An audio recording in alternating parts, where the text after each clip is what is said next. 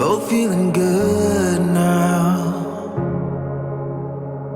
We're living in a dream. Mahal, alam kong di ako sanay magsalita sa harap ng maraming tao. Pero nandito na tayo sa puntong obligado. Nayayaman ako, kinakambahan, pero pipilitin ko at sino ba namang mag-aakala na ang kwento nating dalawa ay nagsimula lang sa usok ng tusok-tusok. At sa tamis at anghang ng sauce, ang simpleng kwek-kwek lang pala ang tutuldok sa magulo kong puso. At ito din pala ang magpapatigil sa pagiging galakong pagkatao. Just you and I.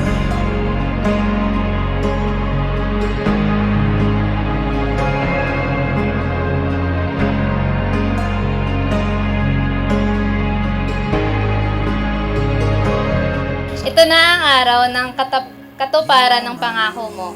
Ganito pala yung pakiramdam kapag tinupad ni Lord yung isa sa mga bagay na hinihingi mo lang dati.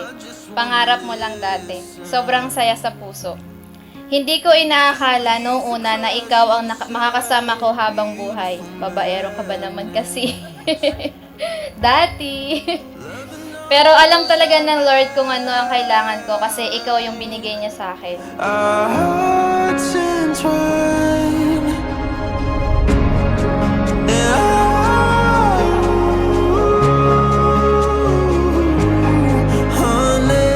Nag-start yung love story namin nung time na nakita ko siya sa palengke na bumili siya ng mga gulay-gulay.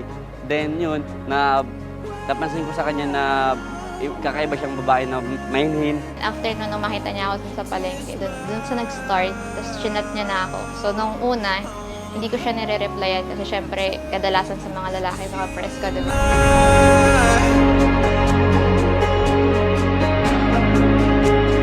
Pasakop kayo sa isa't isa bilang tanda ng inyong paggalang kay Kristo.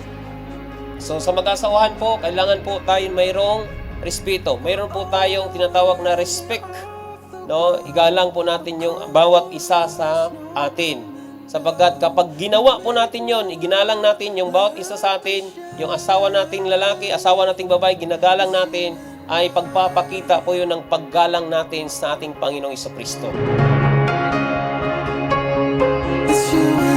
Kahit hindi ko siya pinapansin, lagi siyang nag-chat sa akin, and then yung concern, kasi syempre ang hinahanap talaga kadalasan ng mga babae is yung pag-aalaga, yung kumain ka na ba, yung mga ganyan-ganyan. Then dumating yung point na nagkakamabutihan kami sa pag-uusap at noon, time na yon, natin sundo ko na siya, tapos dinadala ko siya ng pagkain.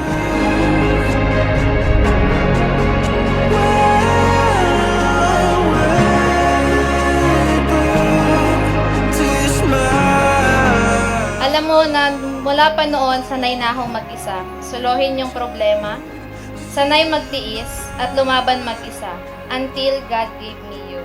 Naalala ko pa noon, hinatid mo sa dorm ang favorite gulay ko. You're so mahiyain, na akala ng mga tao sa labas naghatid ka lang ng shabu.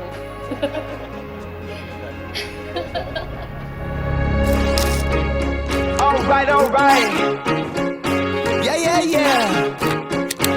Let's go. Say less, feeling so blessed. Everything's easy like a Sunday morning.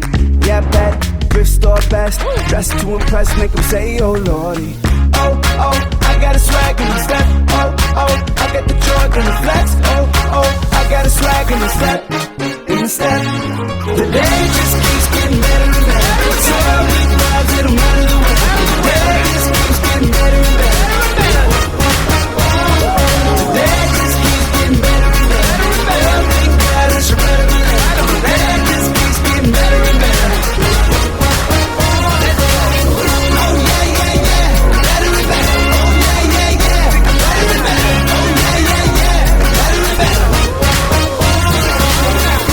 Oh yeah. Better and better. Oh yeah. Better and better. Oh yeah. Better and better. Sa Kristiyanong kasalan, dapat po ang babae nagpapasakop sa kanyang asawa lamang. No? Ang sabi po dyan, sarili ninyong asawa. gayon din naman, dapat mahalin ng lalaki ang kanyang asawa tulad ng sarili niyang katawan. Ang lalaking nagmahal sa kanyang asawa ay nagmamahal sa kanyang sarili. And you found a poem. Niligawan ko siya ng almost 6 months. Tapos, sinagot niya ako noon dahil tapos nung pinakilala ako sa pamilya niya at pinakilala ko rin siya sa pamilya ko. At yun na, namanhikan na siya, nag-propose. At nandito na kami sa sitwasyong to na mag-isang dibdib. Said wherever we're wrong, just your presence is home now. Sa dami natin pinagdaanan, sa loob ng 1 taon at 4 na buwan, hahanto na tayo sa pangarap nating ito, ang makasal at maging legal sa harap at mata ng Diyos. At ngayon, mangangako ako sa harap niya na mamahalin kita ng buong puso at aalagaan sa abot ng aking makakaya.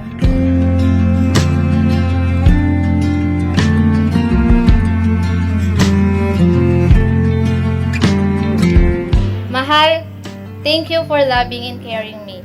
From very first day until today, araw-araw mo pinaparamdam sa akin ang pagmamahal mo. You are the exact representation of God's love for me. I'm so blessed kasi ikaw ang binigay ng Diyos na makakasama ko habang buhay. You're always leaving me in disarray. Salamat at pinakilala ka sa akin ni Lord. Ikaw ang nagsilbing anghel at nagputol ng sumpa na akala sa hula ay ako'y magiging bakla. Sorry siya, ito na ako ngayon. Ikakasal na. At sa mga oras na to, labis akong naging masaya dahil itong oras na to ang nagsimula na matatawag kang asawa.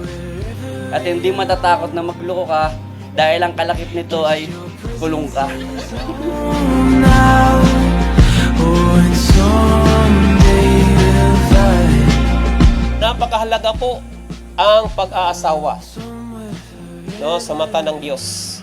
No, kaya po sa mag-asawa, kapag nakasal na po ang isang mag-asawa po, maikasal na, gagawa po ng himala ang ating Diyos sa buhay ng mag-asawa. Why? Kasi legal na ang inyong pagsasama. At naganap na ang kanyang kalooban na ang yung dalawang tao ay magiging isa.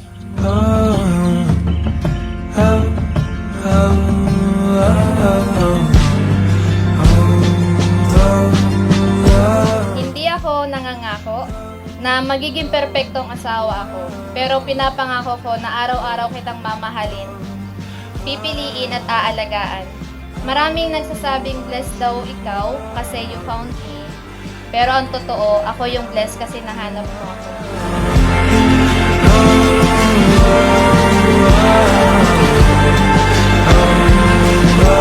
Mahal na mahal kita at mas mamahalin pa. Congrats sa ating dalawa at humanto na tayo sa masayang ending ng ating pagsasama.